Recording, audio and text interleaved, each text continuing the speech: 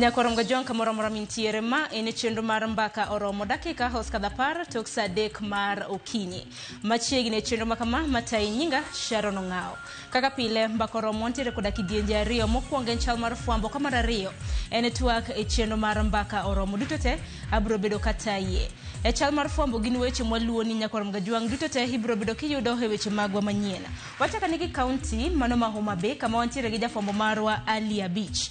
Alia Beach okiny makawuono biro bedo kaluonwa yuak mano mar anyuola mabende yuago nyar gi Nyakorongo Juang aduoki chien chieng' tich ang'wen kinde mabende piny ngima na yuago mosenindo Prime Minister machon e pachoka mano migosi Raila Amolo Odinga.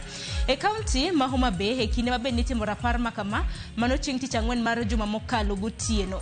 Jogo ekwa bende kata mana jopiny mabende nowuok oko kar nyalo margi mano mar timo night vigil mano mar timo rapar mano mar migosi Raila Amolo Odinga. Moko kuom gi nodar donjo mar mondo gimonj stesend obila mano ma Homa Bay. Kata kamano kuom hawi marach miyo mong'ere kaka Yvonne Lucy mawachore ni nowuok mane kare mano mar timo ohala kodok e dalane nochiela koda magina motho gi kanyo. Omiyo diche makawuono Nyakorongo Juang anyuola mano mar miyo makamano mong'ere kaka Yvonne Lucy bro bedo kaloso kod jofwambo Nyakorongo Juang kotenre kod tho mano mar nyargi mabende nonegi kinde mano ganda natemo monjo stesend obila mano ma Homa Bay bang' moko misuma ka gitimo godo rapar mano mar migosi Raila Amolo Odinga. Odiochieng' makawuono anyuola makamano bro bedo kaloso kod jofwambo mar mondo migin bende gichiwane na yuak mabende gintiere godo. To bende wang'ene report makama nochiwa yanga koda county commander mano ma Homa Bay mano mong'ere kaka Jashon Odhiambo Polo. Manyaka senya Nyakorongo Juang nonro makoni kod kocha podi medo tim koda duol mano mar DCI Okwachkich kanyakla kod duol manono timbe mago bila mano mar IPOA. Kopogore gi Nyakorongo Juang bende chakre odiochieng' makawuono penj mano mar KCSE hochaka yanga e kor gwenge mopogore odiochieng' makawuono. Odiochieng' makawuono Nyakorongo Juang e kinde mabende penj mano mar KCSE chako itimo ka bende rehearsals notim kanyo chieng' tich abich mano mar juma mokalo. Odiochieng' makawuono penj mitimo iwacho kanyo ni gin orals mago mag French, German, Arabic kanyakla kod Kenya Sign Language. Main wach mabende wabro bedo kwaluoni odiochieng' makawuono e kinde ma penj makamano bende chakre. Bende kaluore koda jata chenro mano mar duol mochung' ne penje pacho kanek mano David Njegere. Owacho kanyo ni kwan mago mag jopuonjre maromo 9,996 gin jopuonjre mabende bro bedo katimo penj mano mar KCSE. Parne kinde mabende penj mano mar KCSE chakre juma ni Nyakorongo Juang. Juma mabiro bende nitiere koda penj mar KJSEA kanyakla kod mano mar KPSEA kama bende jopuonjre 1,298,289 bro bedo katimo penj makamano. Kata kamano penj mar KJSEA ibro bedo kitimo koda kwan mag jopuonjre 1,130,699. Koro ne candidates duto te matimo penj mar KCSE, KJSEA gi KPSEA, we wish you all the best. Hawi maber e kinde mabendo timo penj makamago. Atika nege chal mano mar koth e gwenge wa Nyakorongo Juang dwe mar 10 kwa chiemo dwe mar 11 wang'eni koth jachwe kor gwenge mopogore e pachoka. Duol makoro chal mano mar kor lwasi bende nochiwa yanga forecast wacho ni weather forecast chal mar kor lwasi chakre odiochieng' makawuono men chieng' tarik 21 nyaka rom kanyo chieng' tarik 27 kin thuolo mar juma achiel. Iwacho kanyo ni koth biro bedo kachwe kor gwenge mopogore. Buore Nairobi ka koth biro bedo kachwe, Lake Victoria Basin, Western Kenya, South Eastern Lowlands, Rift Valley kanyakla kod gwenge mag Nyandwat mano mar Imbo mano mar piny Kenya. Koro kirwakri dhi tich idhi kari mar orak Nyakorongo Juang nene irwakori mawom, irwako lewni mageng'o koyo. Yena mar mundo atike gi Nyakorongo Juang weche mabende waluoni mopogore e kor gwenge mapachoka duto te.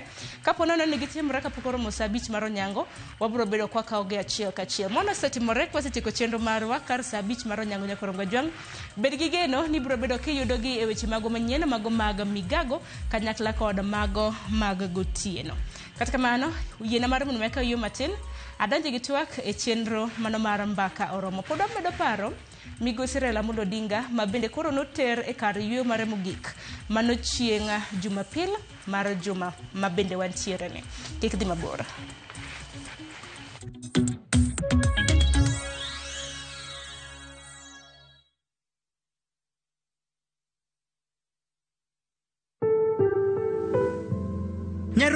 kuota e buo yuothi kata machiegni kod ng'uti nyalo bedo ranyisi ni nitiere gimoro maracha e thundi kata kansa mar thuno. Kapo nono ni ineno lokruok e pien dendi mantiere thundi machalo kaka pot machunga, kata kineno ka dho thundi nitiere kod lit kata ogolo kido mopogore opogore, tema tek mondo mi ine laktar. Oteni kelonwa kod Royal Media Services, we care.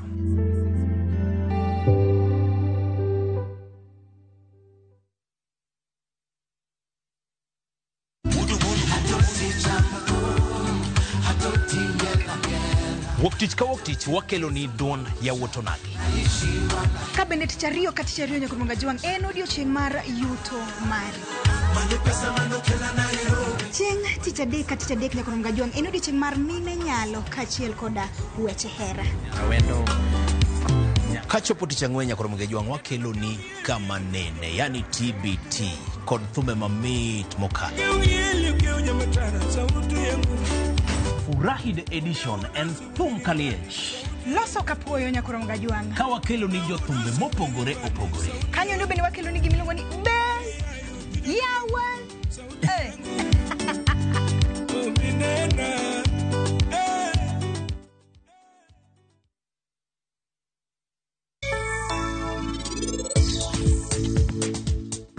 Niti bende ning'eyo gimomiyo ni chako chich koda kai kawuono. En osiepni cha. Pari gima dhi nyime ngimane sani, odwa ni jok moko bende okalie gigo. Kanye kuma chich mari owuokie. Asechako chich grajiv kuom gimora amora ka. Achalo mana nyako ma wiye rach. Gimora amora matimo neno mana karachna. Aparo ni sanjua chadier. Sani pari pache pong' gi wache mang'eny. Omiyo gimora amora matimore e ngimane, oparo ni timre e ngima jok moko.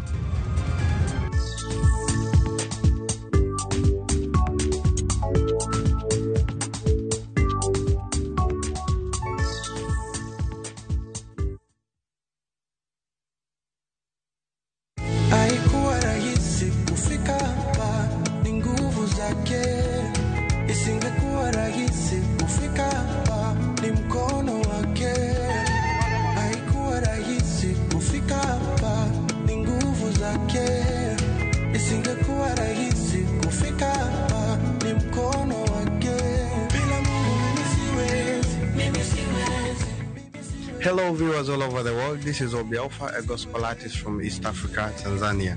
Kupata wimbo huu kama sikiza tuni yako, dial *811 *343#. Kumbuka, sikiza na Citizen ni nyumbani kwa wasanii wote. You're blessed and have a blessed time.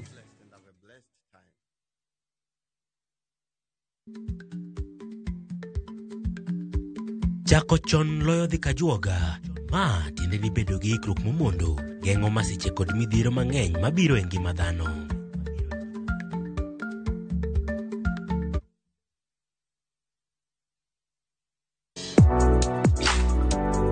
Chiemo ka chiemo nigi sigana mare. Moro ka moro kuom kit chiemo miyiero kelo ni gimoro manyien. Ojuru to koro kinen matagi ma en okelo ladha.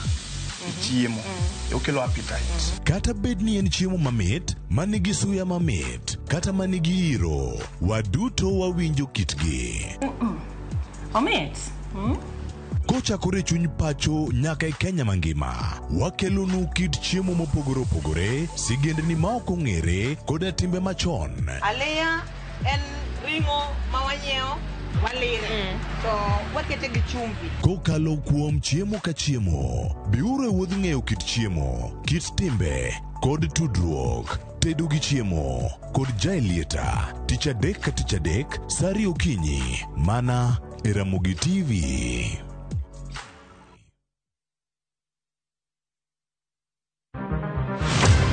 Chal mar pinywa en gima ichiko e mbaka, ma wabedo godo kanyachiel. Okoripo bed ni warito Trevor nyaka issue obedie. Nikech leadership is not just felt in a crisis. Chakre wach yuto nyaka somo, wach telo nyaka ngima mapile. Jopiny dwano vijana. Jopiny dwaro ni strategy kaka ng'ani dok dala. Owe ponde toka gwam. Penjo madongo dwaro duoko makare. Wachiwo duol maduong' ahinya. Jotelo, jotim nonro kod jogo matemo kelo lokruok. Kitwa mokwongo number 1 en ng'iyo kaka warito kendo wakonyo jopiny. Omiyo ka joka dhi marach to nyaka koro wanyisgi. Dwarore ni wang'e, wapenjre penjo kendo wayud dwoko.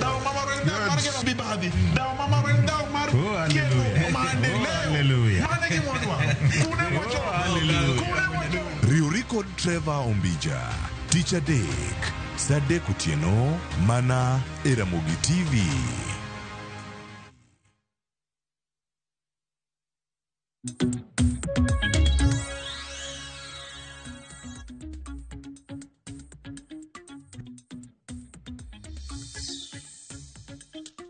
Nyakoram gajwang dakika en 20 tok Saa 3 mar okinyi machiegni maine chenro mar mbaka oromo matayo okinyi makawuono nyinga Sharon Ong'ao. Nyakoram gajwang pod wamedo dhialo mosenindo Migosi Raila Amolo Odinga mabende nokow kariyo mar mogik mano chieng' Jumapil mano mar jumani odiochieng' manyoro mabende piny Kenya na hingo nyasi mano mar 62 mano mar Mashujaa e kaunti mano ma Kitui. Bende waneno kanyo ka Migosi Raila Amolo Odinga bende no dhial gi osimbo mar CGH mabende en osimbo mamalo mogik e pacho ka. CGH Nyakoram gajwang ong'ere kaka Chief of the Order of the Golden Heart. Tatiri mana chien Nyakoram gajwang chakre ne osimbo makama ne chak chiw e piny Kenya. Michno no chak chiw mokwongo Nyakoram gajwang higa mar 1966.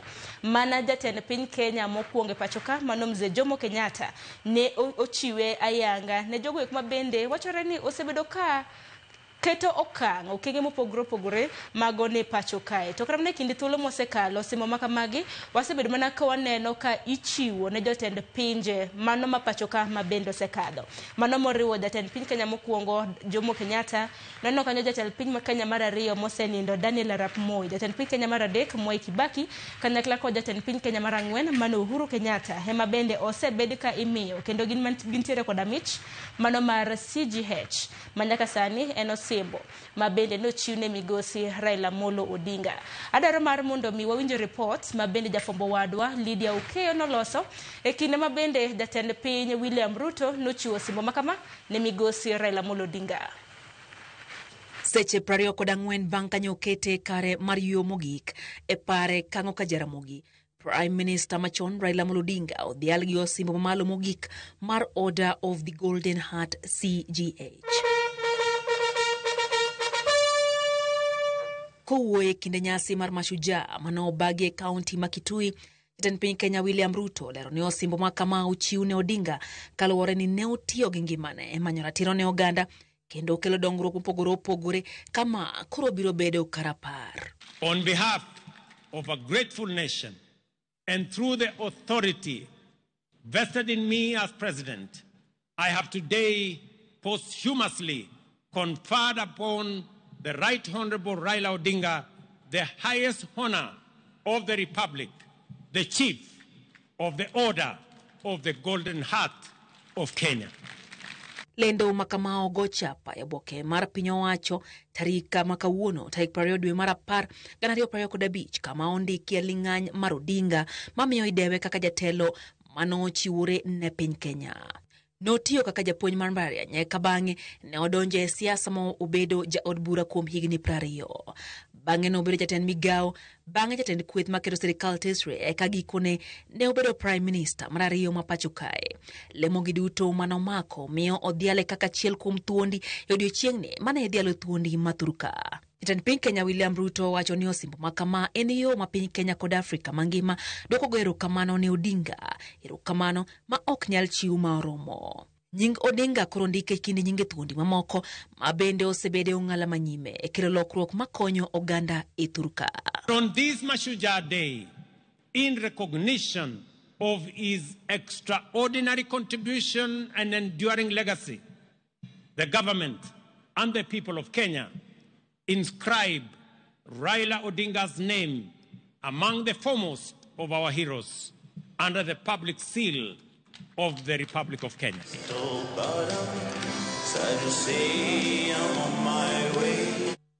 Ronga juang maneno simbo maduong mogik kata malo mogik mabende koro nomiyo gai mano Raila Amolo Odinga mabende gisani koro sanindini punya koronga juang e kinde mabende piny Kenya podu kuye koronga juang kaluore koda tho mano mar thuona mabende koro no seninda keni ni pare gi ang'o to osimbo mamalo mogik mabende koro nomiyo odiochieng' manyoro gi jatend piny William Ruto. In inene e yo machal nade? Med somo paro Nyakorom Gajwang' yornwa ote lai mago magote machuok kare deka 6:00 mbui mago mag oganda bende yudowa achiel kachiel. Wabiro ni achiel kachiel e mbui mopogore opogore, mbui mar Facebook, YouTube, Citizen Digital kanyakla kod mbui mano mar X. Lai mago magote machuok bende 2-3-600. Nyakorom Gajwang' itudri koda mbui maga fan page mara mar Facebook yuda gi nying mar Sharon Ngao. Okiny makawuono adhi bedo koda welo ariyo bende gisechopo duto te studio mar kaunti ma Nairobi kanyakla kod kaunti mano ma Kisumu. Achaka nagi studio mar kaunti ma Kisumu antiere koda Zakari Muga mabende en jakom mar jodongo mano mar Kodumo Clan e kaunti mano ma Homa Bay. Jaduong' Muga kinyalo mona winja mosi ni misawa Kisumu chio nade tinyalo mona lero ne oganda nondi. Zakari Muga nga machiegni. Erokamano Sharon Ngao. Atimo erokamano kuom miya thuolo mondo abed e studio kaendi mondo awuo gi oganda Jokaramogi Gajwang' kuom yudo thuolo mondo mi abi e studio ka kata obedo ne wan gi chuny mapek ahinya kuom lal mar jakom marwa mane wageno ahinya Migosi Raila Amolo Odinga manyocha waiko odiochieng' mokalo. Otherwise ago erokamano Jokaramogi Gajwang' mawinja duto te e studio ka mondo wawuoye weche machuok mantie. Erokamano.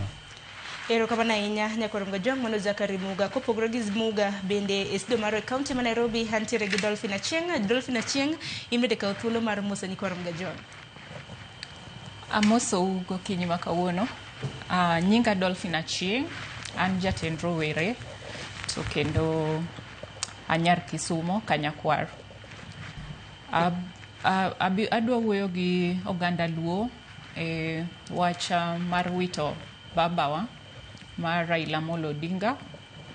Koro kaka seche dhi wabro discuss ang'o mwanyalo parego to gi osimbo manosidhe mar CGH. Erokamano. Mana kamano Nyakorom Gajwang', aparo na chak kodi Zakari Muga e kinde mabende koro Raila odiochieng' manyoro nodhiale kod osimbo mamalo mogik e pacho ka. Keni korka in nena nade mich mabende nodhial godo Migosi Raila Amolo Odinga mabende gisani koro nindo mano mar miye osimbo mar CGH. Mich mabende waneno ga mana kimiyo mana jotend pinje ahinya piny Kenya ka wanno ka jatend piny Kenya mokwongo nyaka jatend piny Kenya mar 4 bende emantiere koda osimbo makama. Giwang'i in nene yo machal nade Muga? Erokamano Sharon Ngao kuom miya thuolo kendo to we mondo achak kamaendi mondo adonje twak ayanga mana kaka isewacho. An Zakari Odhiambo Muga, an e jakom jodongo mar Luo mar Kodumo Clan e piny mar Homa Bay kendo e piny mangima an e jakom jodongo e Luo Council of Elders mar Kodumo Clan. Asebedo katiyo machiegni ahinya gi jakom Raila Amolo Odinga na asebedo jakom party mar ODM kuom higni malach ahinya kendo familia mar Jokaramogi osebedo osiepna for long. Kane wawinjo ne wawito jakom ne an gi familia na duto ne wakawo thuolo mondo wagoni mama Ida Odinga mos gi Jokaramogi mangima kendo an gi chuny mapek ahinya kata biro e studio kasani. Agona wachi gi luor makende ne twak makawuono en twak maber kata obedo ne pod wan gi chuny malit ahinya kuom wito jakom. Yiena mondo achaki ne achaka awacho ne owetega manowuok e studio ka Tom Nduko kod Ambrose Makaweda awinjo kaka giwuoyo kuom jakom kendo giwacho gik ma very positive. Jaduong' Tom Nduko ne watiyogo very close gi Jaramogi kapok wajoin Raila Amolo Odinga kama ne wantie gosiepe mang'eny kabisa mabiro kwano kaka twak dhi mbele. To gi sani yie mondo awachi ne wago erokamano ni President ma Kenya Migosi William Ruto kuom ik manyo omiyo Raila Amolo Odinga gi luor makende mane ochako chiwo osimbo maduong' mimiyo mana jotelo moserito piny. Kano otime gi chunye te, iwinjo kowacho no otime posthumously. Posthumously nyiso no otime gi chunye maiye kendo otime kok ochune kendo otime gi luor te mondo odhi e Guinness Book of Records ni Raila Amolo Odinga ne en jatelo ma kata kane ok obedo president to nokedo noganda mar jo Kenya gi piny mangima e yo mar demokrasia. Koro an kaka Muga Kamata e lo jo Homa Bay duto maonge ka ang'e ni ginena adona wachi ni luor mane president omiyo jakom no miye gi chunye duto te maonge ng'ata mane nyalo timo ne jakom kata obed president moro mane bede telo mok Ruto to dayo nyalo mana iko Raila kaka ja Kenya machielo to luor mogik mano miye no dok ochiwo. Erokamano ahinya. Ang'e ni bende kwa dhi nyime koda twak marwa nyakwar Muga Jwang'o kiny ma kawuono bende Muga ibiro bedo kinyisowa gino ma bende paro godo jakom ma bende gisani koro nosekoe kar yweyo mare mano mogik.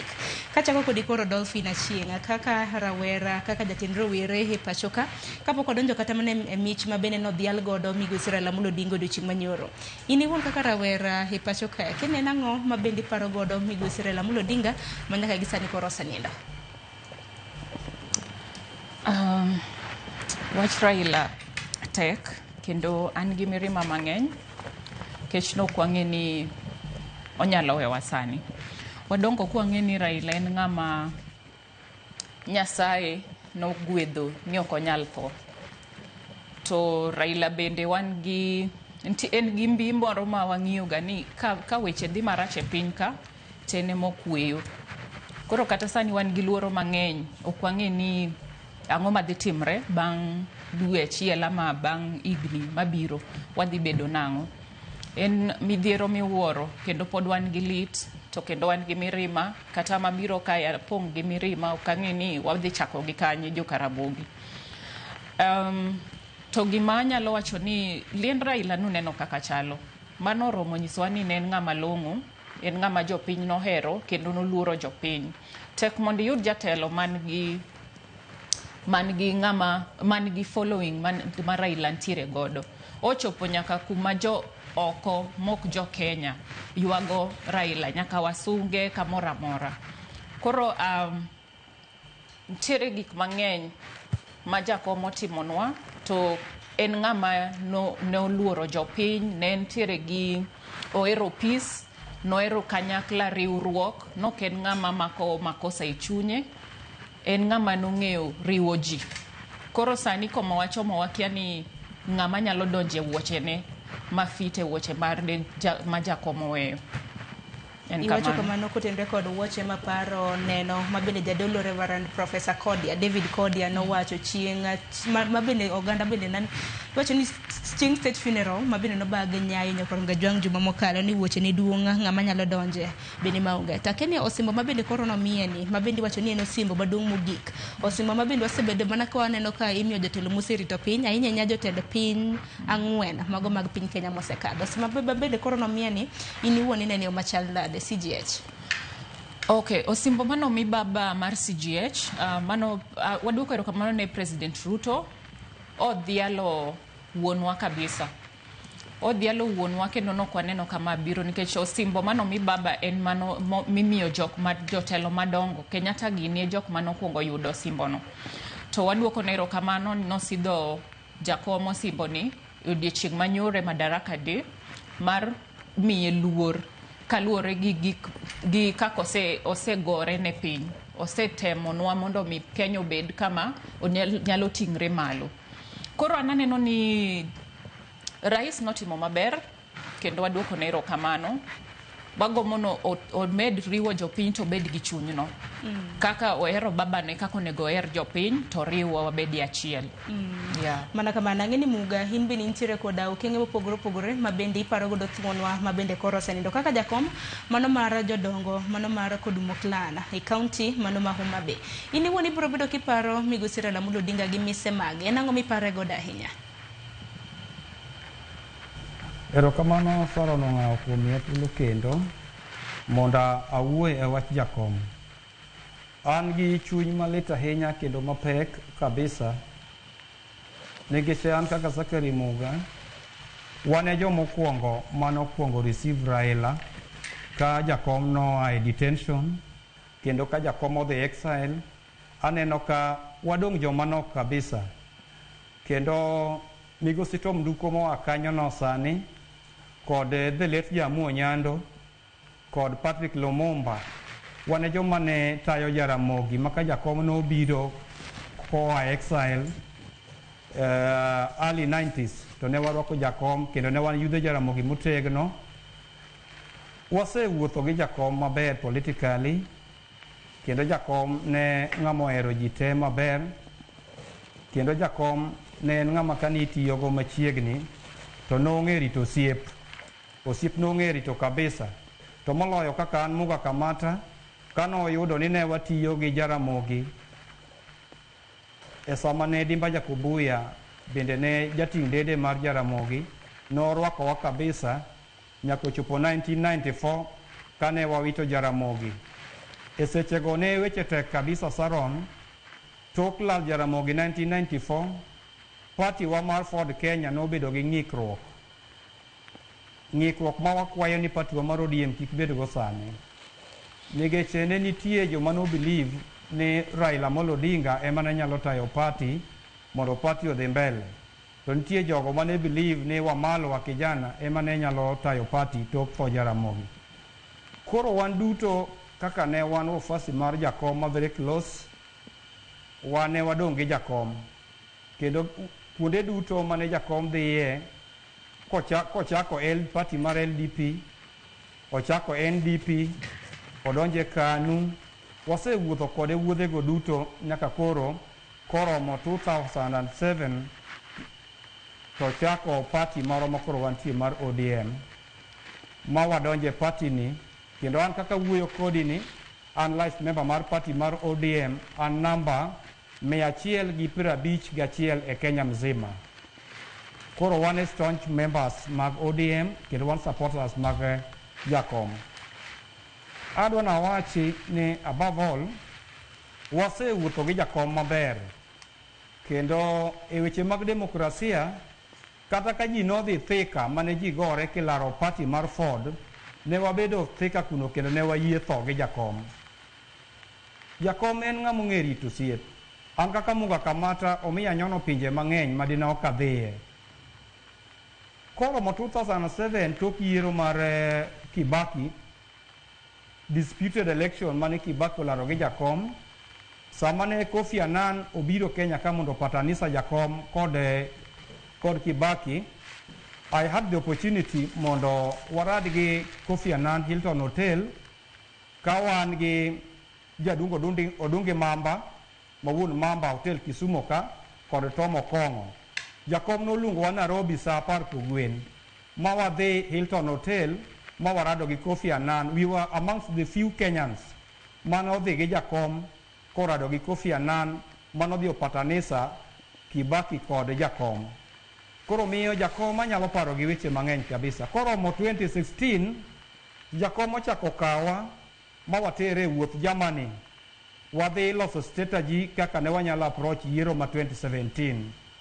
Kendo ne wadhi team mar joma nok kabisa manyalo paro.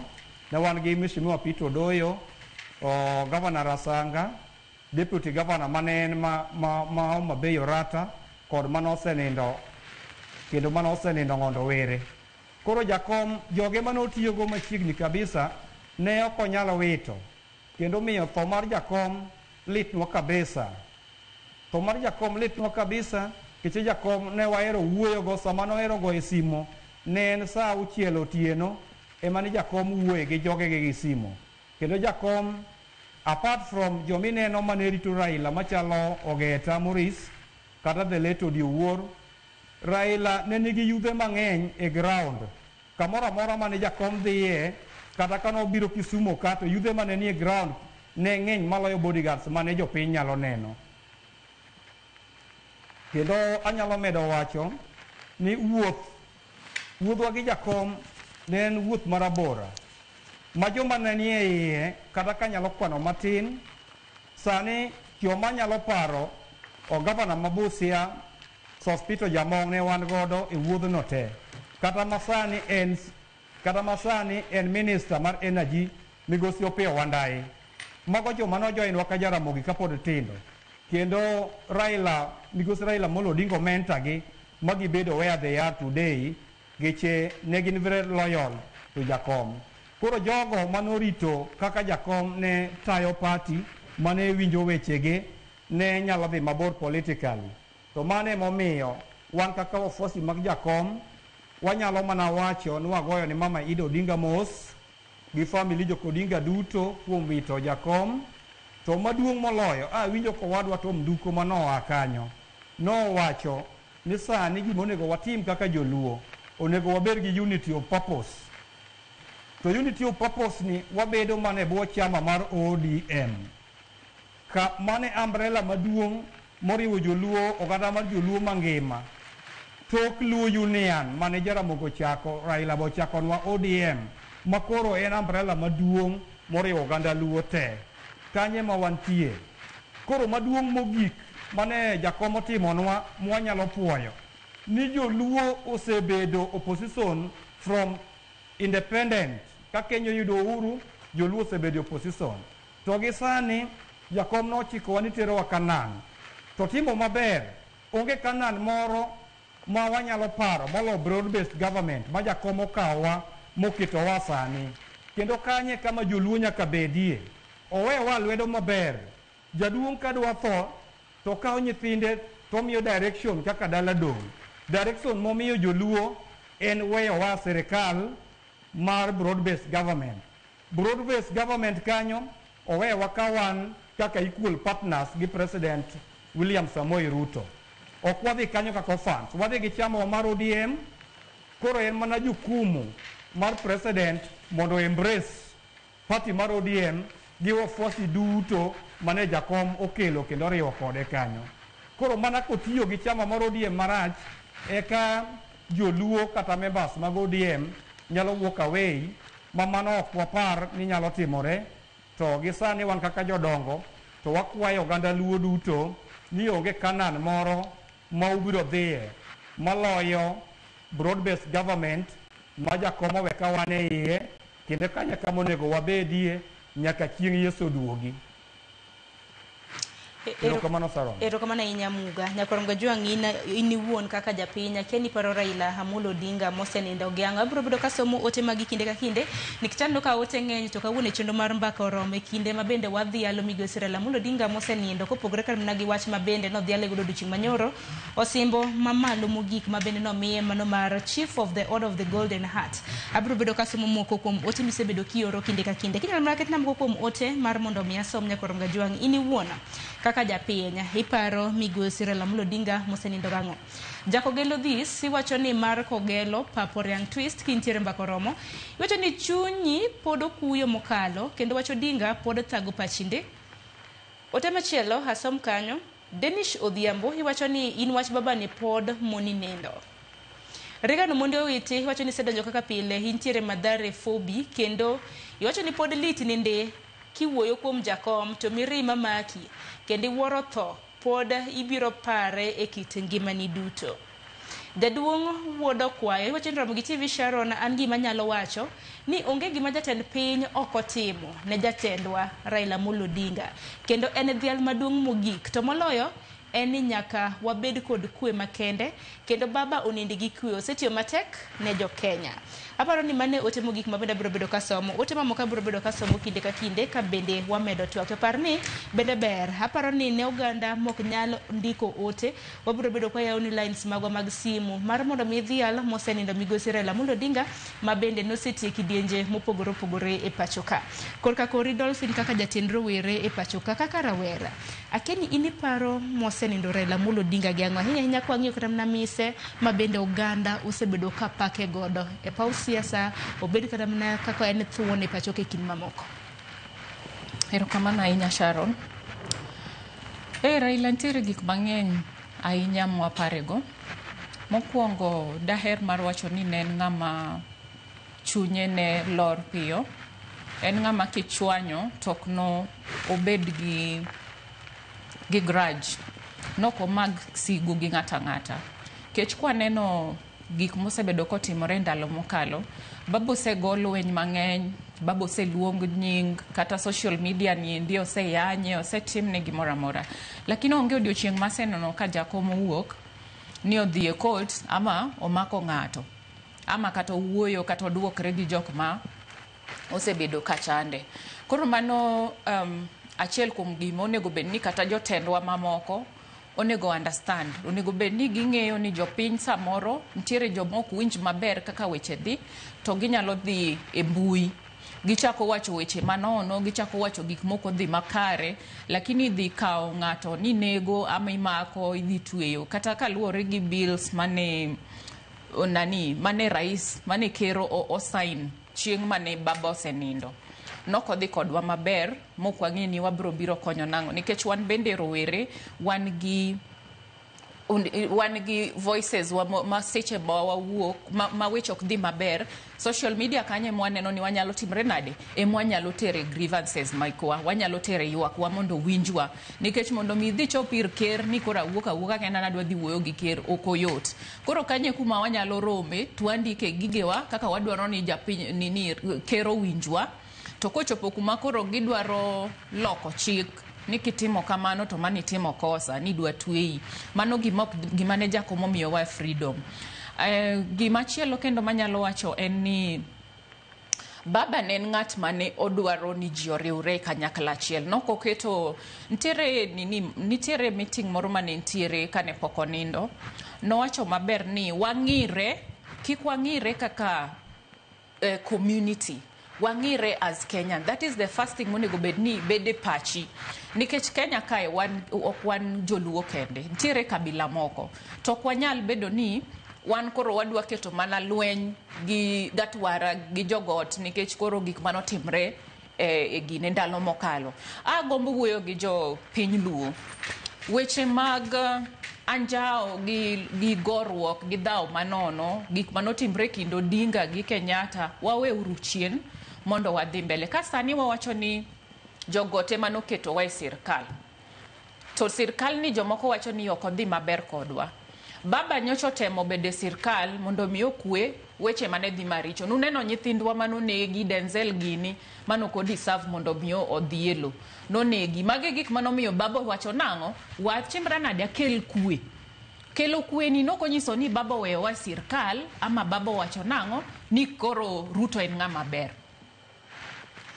Kata chopo ni wadwaro ni mondo weche odhi obed maber, gik moko change mondo kila ng'ato oyud hakine, jopiny obed treated maber. Nyaka bed ni wang'iyo ni kata ka en ker masani mobetni, odwa tiyo kod jopiny nade going forward, nikech most of the things mane timre Kenya ka baba emane neutralize, baba emane strategize, to nong'e ni kaka dhi marach tineno ka otimre nade okwero. Ka nineno dhano dhi marach ji wuok oko wacho ni baba wuogi, baba in kanye, baba while you away this happened. Koro mane ma wadwaro ng'eyo ni to ka wadhi mbele, ng'ama dwa donje wuoche Raila maba ng'e ni onge ng'ama bro fite wuoche Raila. To sani gimonego bed ni wang'eyo kaka jopiny luo, onego bed ni wang'uono ne jok manosekosowa, jok manosechwanyowa, jok mosedwanyo weche maricho kuomwa, mondo wang'e ni going forward, moving forward, how are we going to make Kenya better and Luo Nyanza as whole. Nikech Raila ka ne en ng'ama nok mak wach gi joge, uneno kaka joka bimbe notimre kode, nuneno kaka sirkal otimre gi baba.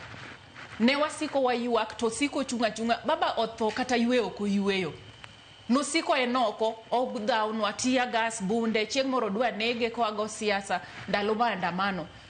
Nyiso ni jakom ong'e maber nang'o ng'uono inyalo ng'uono ne ng'ato kata ka gitamre lokore, wang'uon ne giuru ne gitimo kosa, lakini kik watimre nade waket makosa ni koro bed ni pod wadwa winjo matek nikech jokanye jok moko nokelo nwa makosa. Koro akwayo gwanda luo wawe uru weche manono mag dhaw gi jogi, wabeduru ka jo Kenya kanyakla, nikech jogi pod watimo kodgi biashara, pod ntiere moko makonyowa.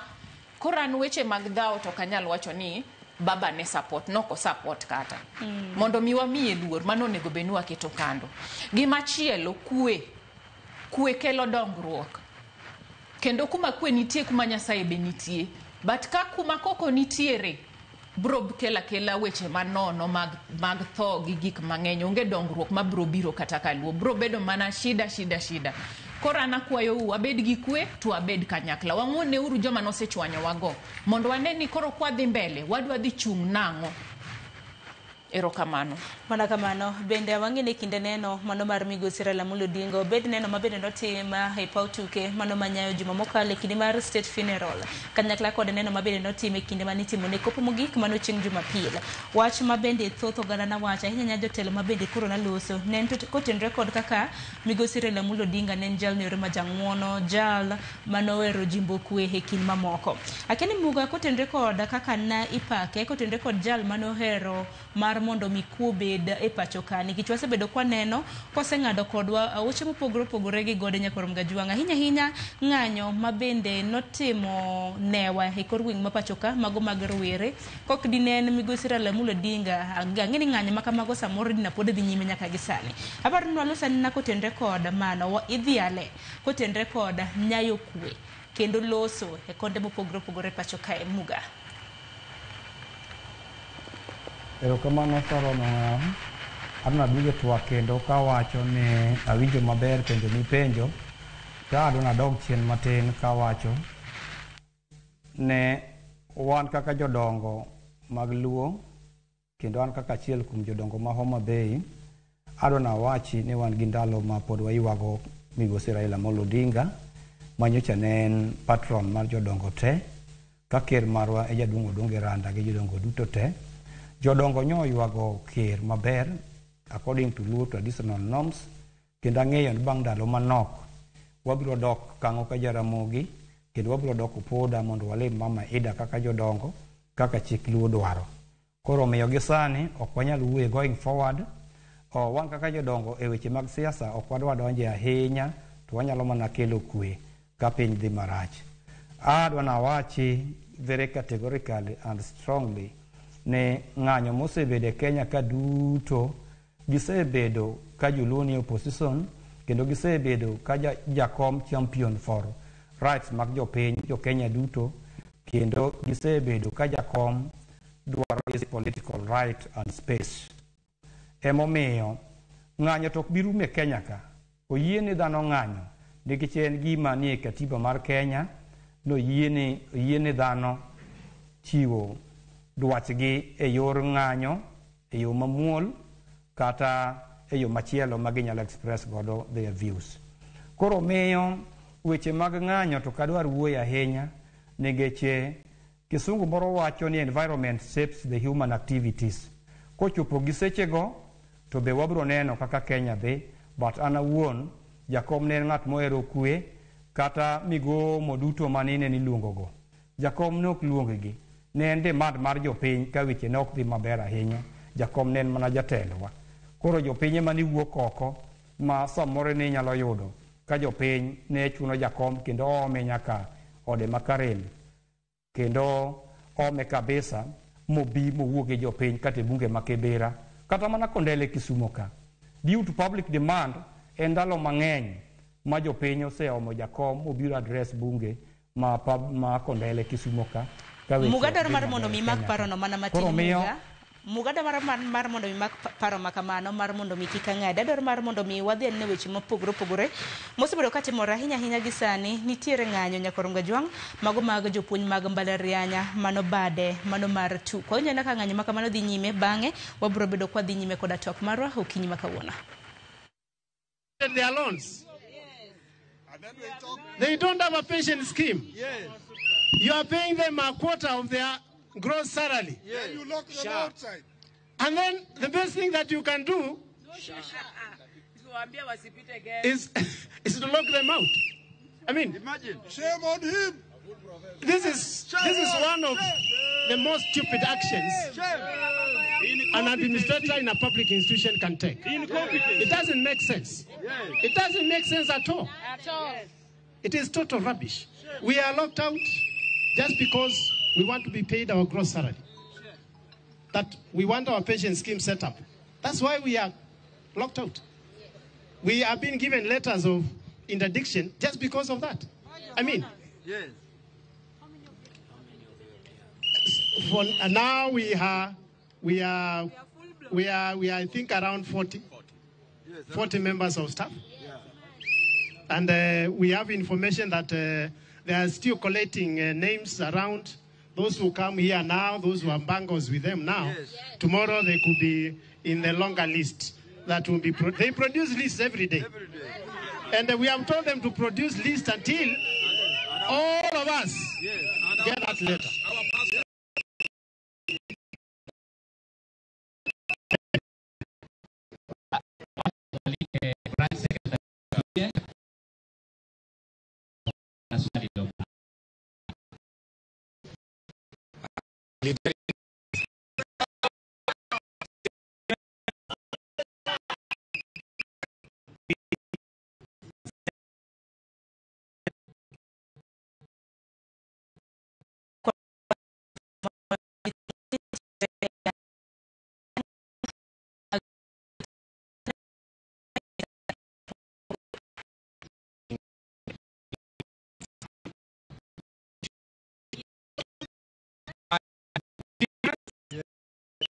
By giving us half our salaries.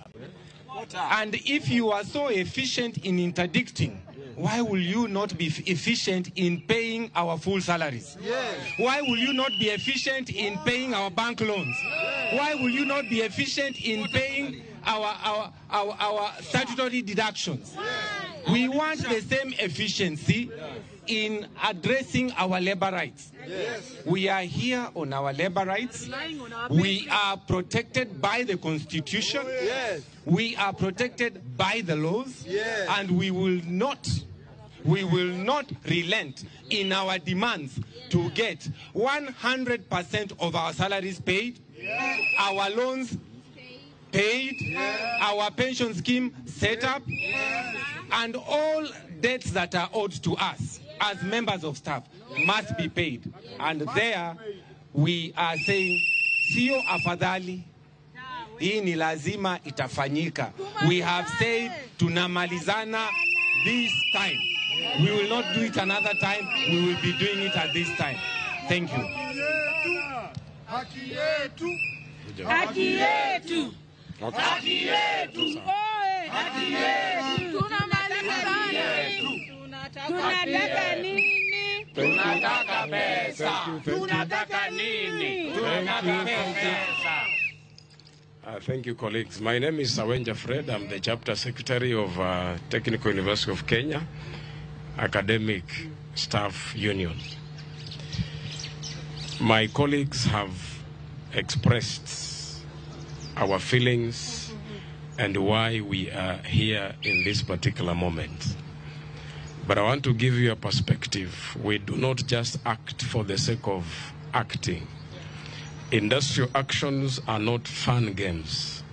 Industrial actions are a necessary tool of last resort that employees who have been given a deaf ear by the employer resort to, and it is provided for in the Constitution under the Bill of Rights. Last year in September, we went on strike over these very issues, and the return to work formula we signed then was between the unions and our employer, the council. We gave them time of about 6 months. They never implemented any of those provisions of the then return to work formula. Then we were forced again to go on a strike in January of this year, a strike which lasted about 60 days.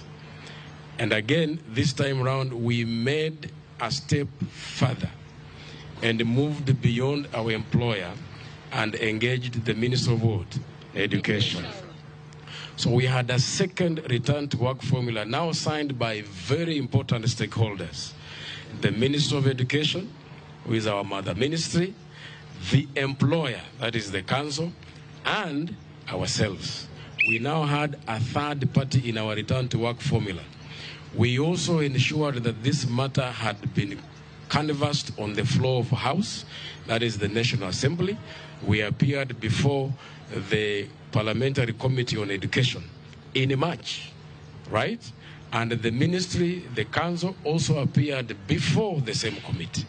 And they committed themselves, and this is a record in Parliament, in the Hansard, that they are going to provide funds to ensure that come July this year, the issues in Tuk that are monetary in nature are sorted out in a phased out manner.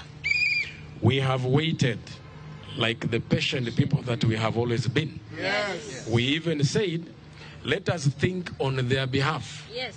And say, because a financial year starts in July, we will give them the benefit of doubt for the first quarter, which is July, August, and September. Within that first quarter, we also had made contact with the ministry by writing to them reminders that you have a return to work formula with us. We first wrote to them in May, just before they make their budgetary requisitions with the Parliament, so that we remind them that you have an agreement with us, please make provisions. They didn't reply. In June, we wrote to them, another reminder. They did not reply. And in August, we wrote a final letter to them. So we have engaged with these stakeholders in what any sane person would consider to be in good faith. Yeah. Because that is the provision of the return to work formula. So the question we've been asking ourselves, why should it be that us, the employees, will always keep our end of the bargain? We always demonstrate good faith, but the employer has never demonstrated good faith. They always wait until when we have given a strike notice. That is when they now wake up from slumber and start threatening members of staff. That approach to issues must be brought to an end. Now, employers must always in a structured manner, with the purpose of bringing industrial harmony within institutions of learning.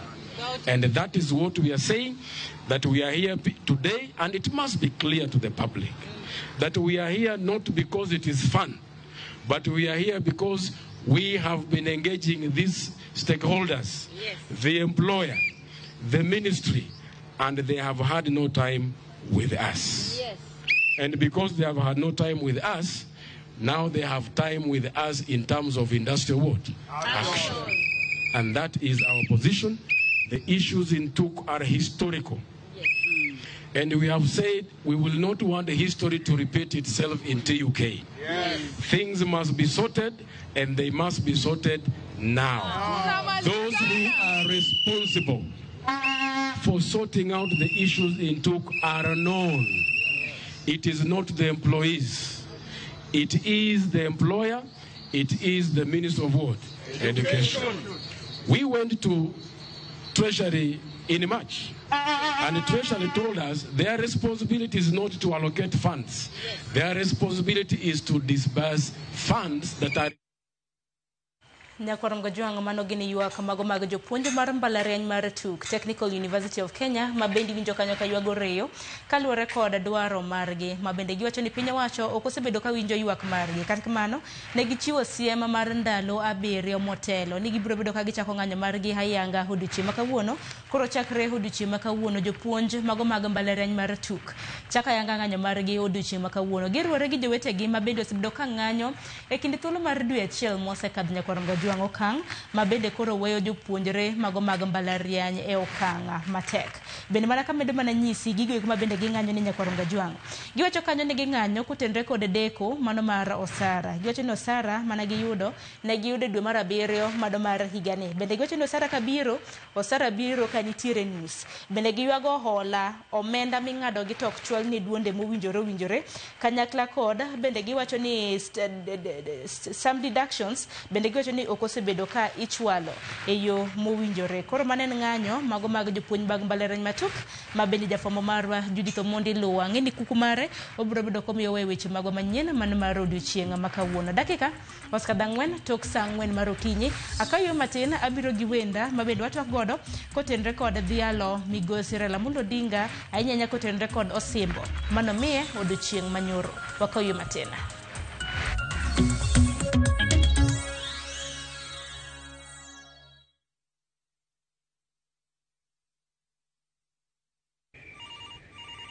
Baite bwana, baite murume. We wacha bwana. Unanipigia simu saa hii? Si utafanya ni nyongo bwana. Unataka kamera yangu ikatike? Ai bwana murume.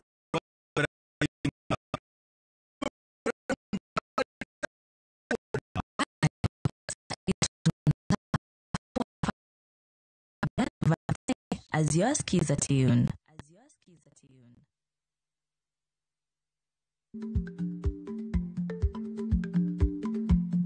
Jarik ni jamuod nyoyo gi goyo. Matiende ni dhi matek ma ok inono maber samoro nyalo miyo ng'ato midhiero.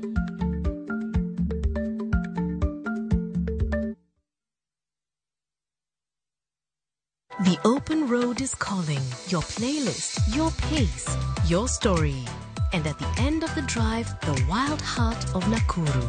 Wake up inside the park to birdsong and sunrise. Spend your days spotting rhinos by the lake. And your evenings are on the campfire under endless stars. This low season, make it a getaway with friends, or romantic escape, or a solo adventure where freedom is yours. From only 11,950 shillings per person sharing for 2 nights, View Travel brings you self-drive camps that put you right in the middle of the magic. Book today and enjoy the ease of Lipa Pole Pole. Visit viewtravel.com or call 0703 254 254. View Travel. Dream. Explore. Discover.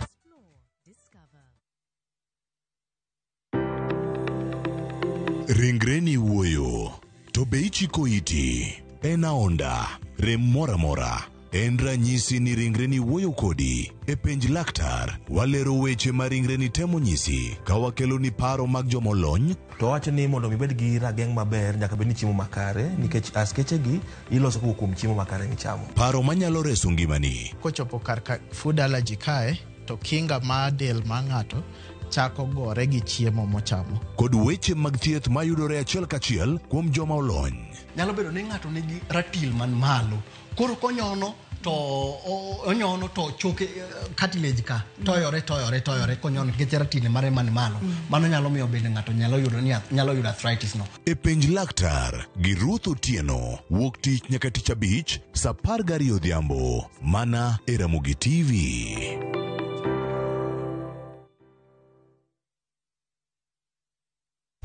Teke na Wigo Boda. Chanua Jam, fika on time at the lowest charges in town. Vaa helmet and ride in style. Ni safi, ni safe, na ni easy kwa mfuko yako. Wigo, your trusted ride. Download the app now. Ama SMS Wigo to 20425. You'll fike right on time. Wigo, your trusted ride.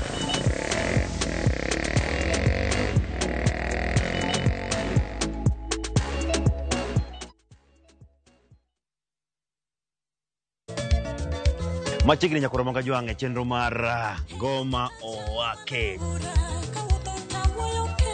Wuok tich akelo ni mix bokwe. Kaito tichario. Reggae Owake, yani tunaongea na Majar Rastafara. Alafu ticha dek nyakoro manga juange akelo ni mana yani ngeni baka kiwasani. Ticha Ngwena is kama nene, yani kitambo zama za kale. Alafu Friday, si unajua tu Friday tutafanya namna hii. Nyakura Magojong Friday sukuzo wake. Sapara kidaka paga beach nyaka sapaga Rio kod Ann PDG Papa Vic, yani ukipenda mzee kijana.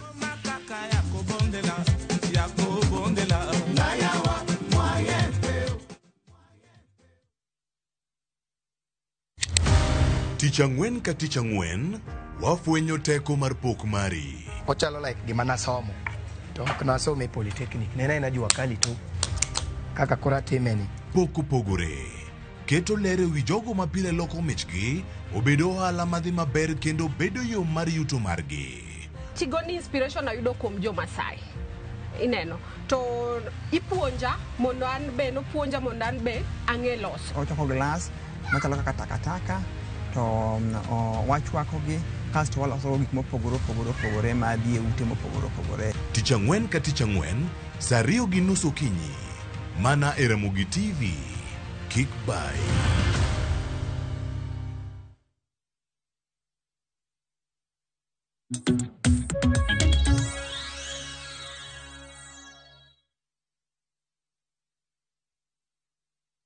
Nyakoronga jwang dakika nochiko tok saa 4 mar okinyi machiegni okang' mar 2 pod wadhi nyime gi dhialo Osimbo mabende migosi Raila Amolo Odinga nochiwno ducho manyoro e kinde mabende pod waparo ling'anya mano mar mosenindo migosi Raila Amolo Odinga mabende nokwayo kariyo mar chieng' Jumapil mano mar jumani. Muga kintiere kaunti ma Kisumu mos nang'adi e kinde mabende nwadhi mar winjo ginwer mabende jopuonj mag mbalariany mar Tukna wacho e kinde mabende gichaka yanga ng'anyo margi odiochieng' makawuono e kinde mabende koro ni dhialo migosi Raila Amolo Odinga gi weche motenore kod kwekin mamoko. Muga inyalo mana dhi nyime kintiere kaunti man ma Kisumu.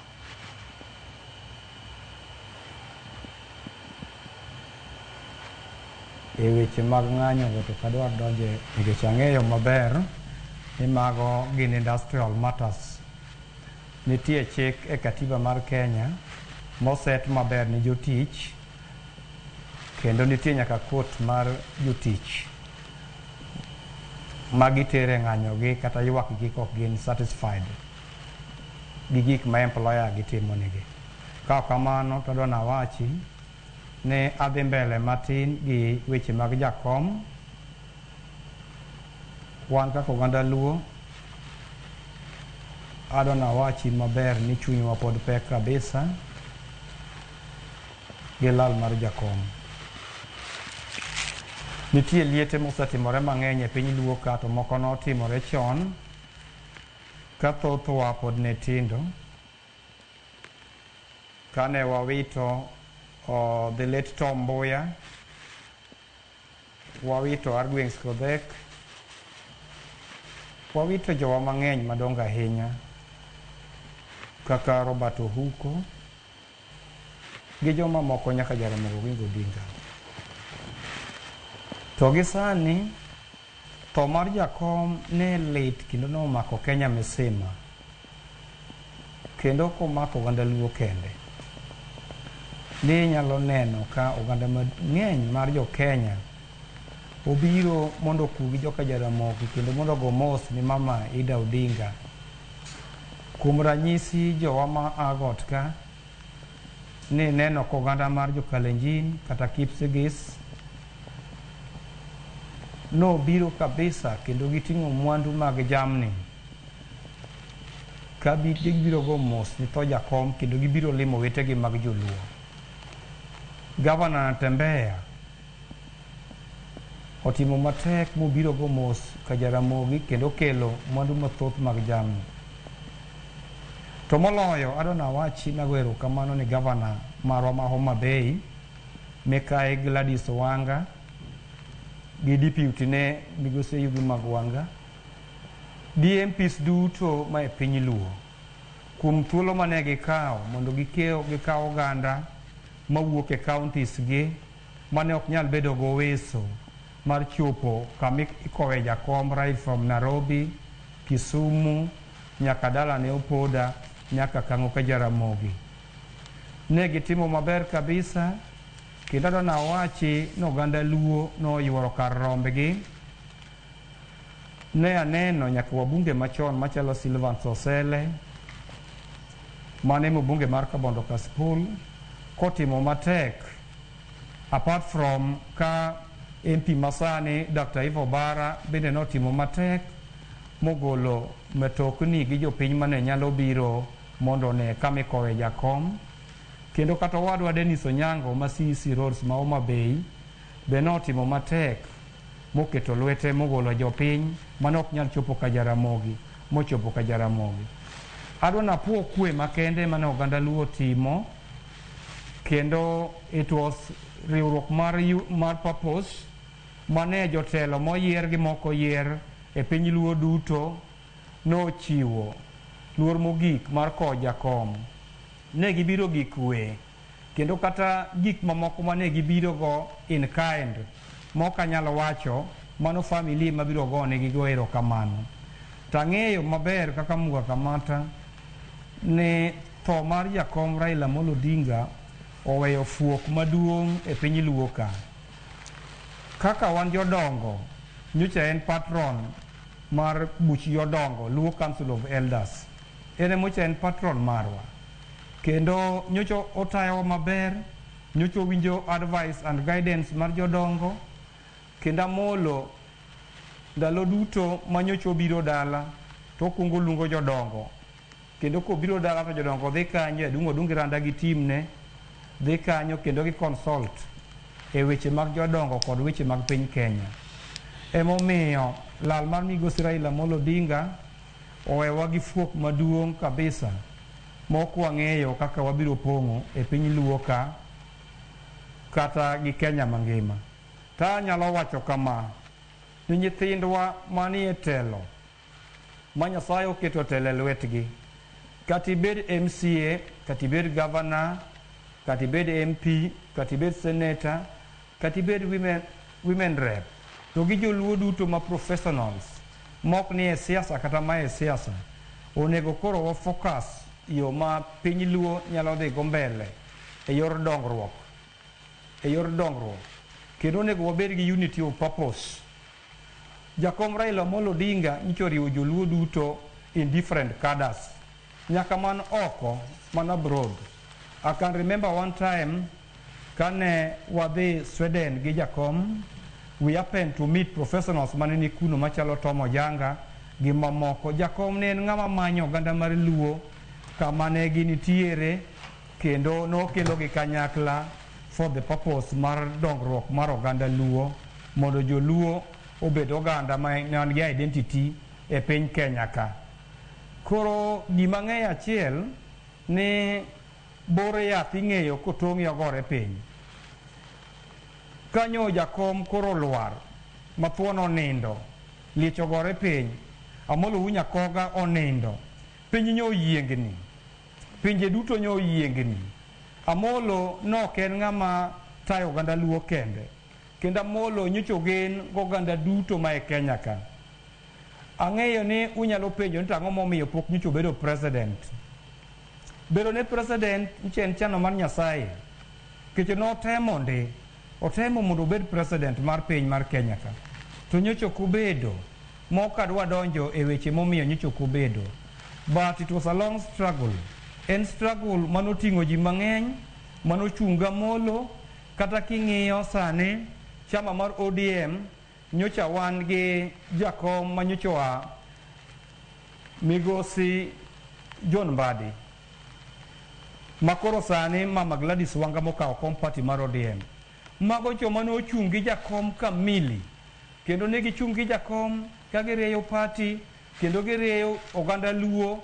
Mane momiyo iyudo kata mana ni Luo Cultural Day nyocha ka wahae got Ramogi ka piny Luo, mocha otis ni piny Luo, Mamolo ne mocha patron, kendo ne keto joluo kanyakano, nomiyo nyaka president ma jirani ka ma Uganda, Yoweri Kaguta Museveni, gi joma moko manoa Sudan nyaka joma Uganda, jo Aluru Acholi, nobiro mondo mos joluo ma Kenya ka mowetegi.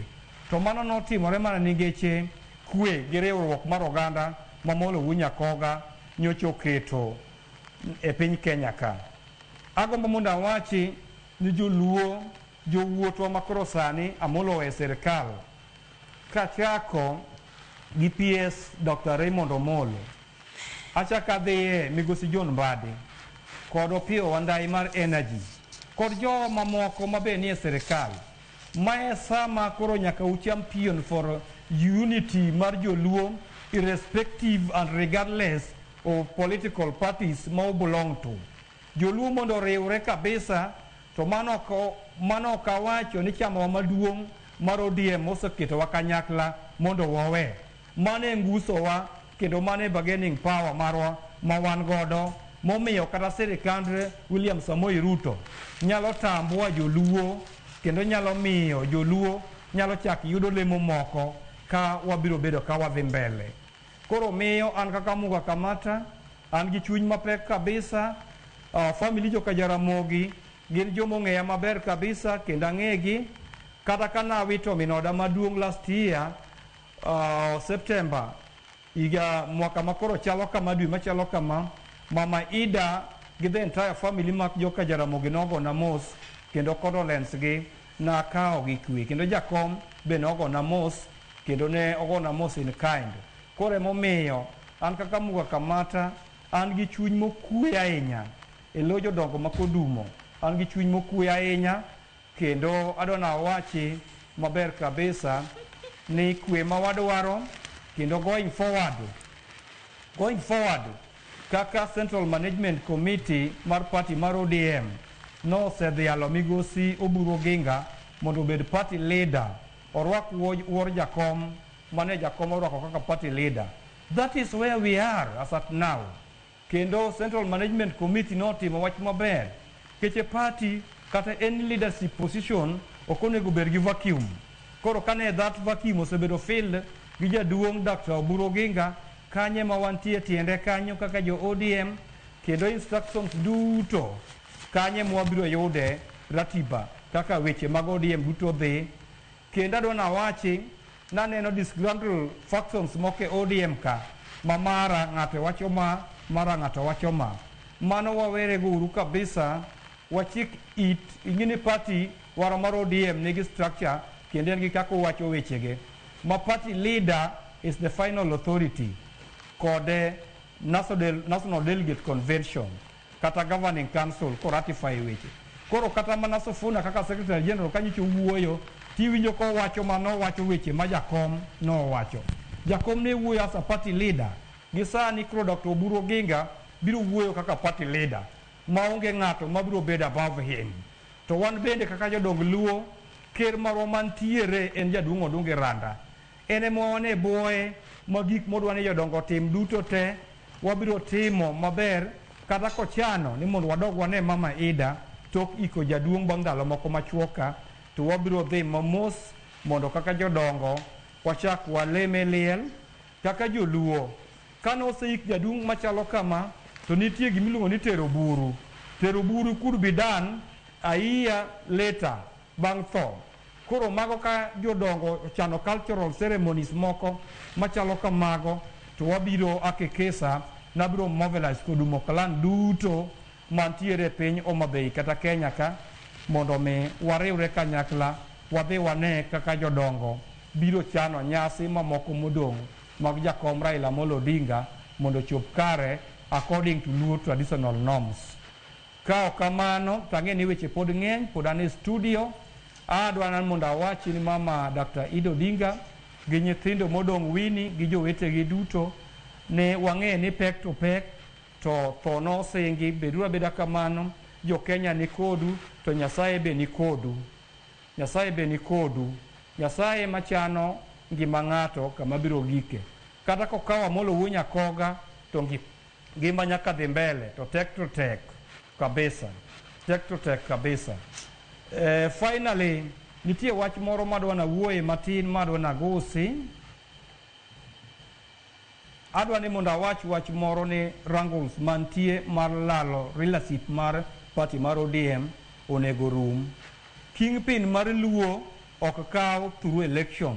Kingpin mar Luo ikaw ka Jehova Nyasaye kata juogi mar Luo mar Ramogi Ajwang' ema chier kuom ng'ato. Koro at this time obiro fwenyore ayanga ni en ng'a mabiro rwako wuoche Amolo Wuo Nyakoga. Koro jowa oremos wayuoga Amolo Wuo Nyakoga maber kabisa. Kasa biro romo to ka juogi ochwier kuom ng'ato kaka sani pod Oburu Odinga momake no to weuru we jaduong' omake mondo taw gando Luo ka wane boye kanyo nikech chama mar ODM ni en makoro riwo joluo te kod oganda mamoko ma e piny Kenya ka. Kao kamano to kwe kende ma wakwayo mondo wabed gi kwe kapod wakuyo kendo pod waywaga Amolo Wuo Nyakoga. Erokamana Inyamuga wach maliwa hinya kanya hinya kotenre kod riwo wi oganda kanyakla ma ikinde kako oganda makaluma nek beni wariwore kaka honagi heyo mutegno to riwruok nyakor ngajwang wanyalo mna riwore ka jotendwa bende temo matek mano mar riwo jopiny katika mano bende Dolphin waluso na kotenre kod dhialo kit dhial ma bende no mimi gosira la mulodinga e kopo mare mugik ma bende no tim chienga Jumapil mano mar jumane kit kopo ma bende ndedo kanyo kaka state funeral ema imyoga mana jotend pinje nwanno kanyo kano mi jatend okay an gin samoro ndo ko nyal bede kini maben ne ko Jomo Kenyatta katika mano nwaneno mano mar Moi nwaneno mano mar Kibaki sandi ko nwaneno kanyo mar Mosenindo Raila Amolo Odinga no dhiale kaka jatend piny kata bede no ko yudo thuolo mar telo ne piny Kenya dwach nan ko tende kod kit dhial mano mie erokamana ahinya dhial mar Raila ne pek nikech first of all Raila en ng'ama okinyal pimo gi president macha ng'ama nigi ng'ama lich ni luonge kanyo ni the people's president exactly en president mar jopiny mar dhano ok mana jo Kenya kende but nyaka jo oko kaluwore gi kaka waneno jo oko be wuoyo kuomi nyaka jo thumbe ma oko dhano ne ywago Amolo mano ne nyisi ni kata aparo ni kane omiye that straight funeral ker no luor nikech gima no neno pok gineno gima ne obedo witness macha bro bede history ma bende no akwayo kata kinyalo nini the political journey mar Raila inyalo kete history books mondo nyithindwa osom ging'e ng'ama Raila ne nikech ma ng'ama lich ma nokwako piny ngima ok Kenya kende but nyaka pinje ma oko koro an Raila kanyal pimo gi president nikech kaluwore gi ng'at karisma ma en godo ok en mar manomol macha ng'ama Nyasaye nogwedho gimbi mare kata kingpin ma ji gore ne Luo Nyanza sani mano kind Babu to gi PS Omolo mago mana weche siasa lakini wawe warit Nyasaye mabro miyowa mana kaka owadwa wacho ni Nyasaye bro miyowa ng'ama bro rome wuoche Raila to kotamore to juogi mar Ramogi bro chier kuom ng'ata achiel to mano e kaka wabro pik nyalo kawa seche matin samoro nyalo kawa igni lakini Raila ng'ama nyalo romo e wuoche ni onge koro kata sani endi nini ka compare the initial funerals liete mosetimre kata mar Kibaki Mama Lucy gini Wangari Maathai nok gibedo honored kaka Raila omi gine kaka Raila no bedo honored nyiso ni wan joma lich joluo wan jok ma Nyasaye ohero kata piny emomiyo kata ok oherwa gi big jo kabila moko lakini mano ok onego bed ni wamako ne ji ahinya but Raila en ng'ama lich mok wanyal compare gi president kata ker no kanok oyudo osesidhe osimbo ma nyiso no ng'ama lich wakawe urugero kamano to watem mondo waket gik manotimo waket gik manotimo in practice kaka no ng'ama longo kik wakuod wiye kama entie nikech wang'e kama ne en kane ng'ama chunye ler ne ng'ama ohero ji kata kochwanye owe kamano let us try and do whatever Raila wanted us to do nodwaro ji obed gi kwe to joluo bed kanyakla mana kaka owadwa Bondo osewacho gimachielo madende denat agombo na wuoye en wach ok ang'eyo gimomiyo ker mar piny ne sign bills bang' kano sewinjo ni babotho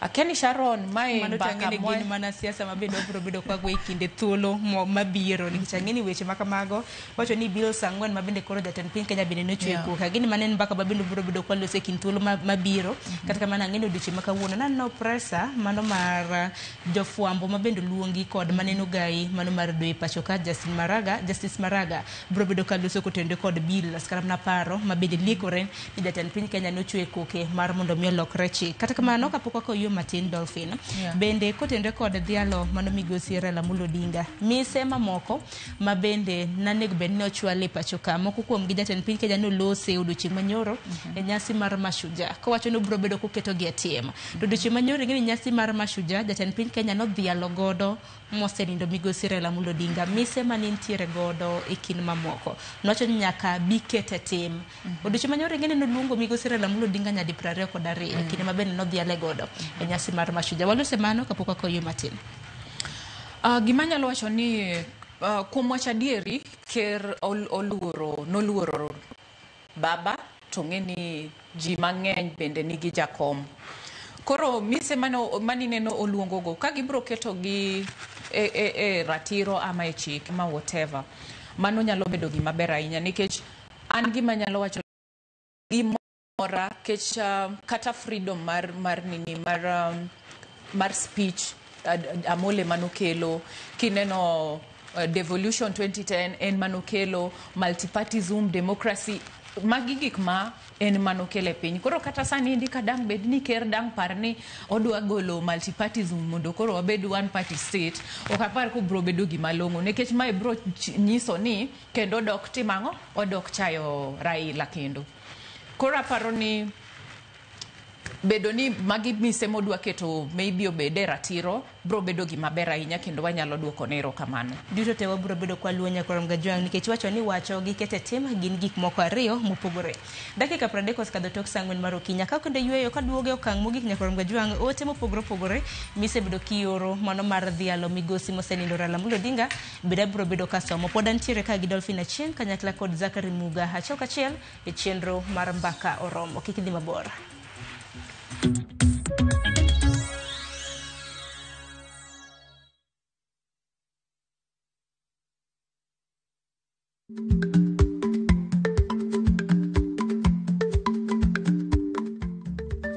Dhako muol kadonjo, matiende ni bedo ni ng'ato ling' e kinde ma owendo ok ofulo ni omuol, samoro en kod kido mamoko.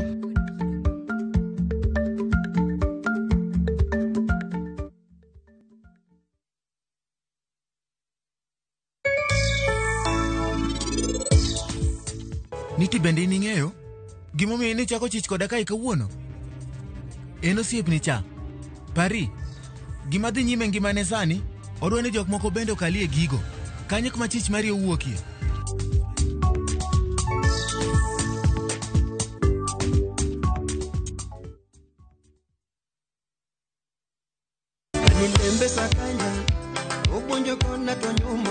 Chakre sulwe mapod nyien nyaka duond jower mang'ula. Winyo sungore mamo wang winyo sungore. Wan gi thumbe manyien mowuok e dho nam nyaka e piny mangima.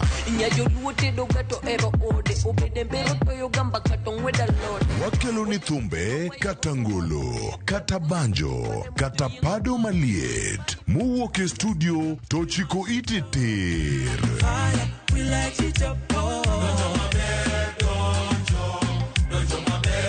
Mami thuolo mar winjo duol kod wach mopogore opogore.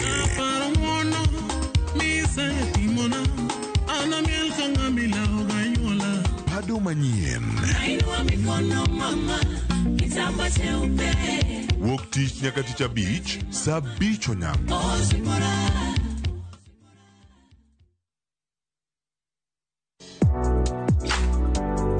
Chiemo ka chiemo nigi sigana mare. Moro ka moro kuom kit chiemo miyiero kelo nigi moro manyien. Ojuri to koro kine en machagi ma en okelo ladha. Chiemo. Okelo appetite. Kata bed ni en chiemo mamit, manigi suya mamit, kata manigi iro, waduto wawinjo kitgi. Omit. Kochakore chuny pacho nyaka e Kenya mangima, wakelonu kit chiemo mopogore opogore, sigendni ma ok ong'ere koda timbe machon. Aleya en ringo ma wanyiewo walire to wakete gi chumbi. Kokalo kuom chiemo ka chiemo, biuru e wuodh ng'eyo kit chiemo, kit timbe kod tudruok. Tedo gi chiemo kod Jailieta, tich adek ka tich adek, sari okinyi, mana e Ramogi TV.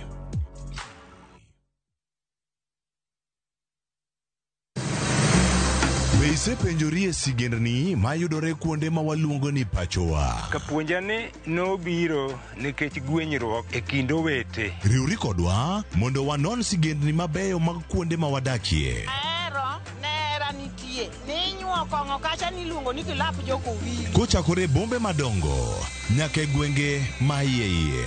Otusenge en piny joimbo mar oganda miluongo ni Wasenge. Ng'e gigo mamiyo oganda ka oganda bedo mopogore.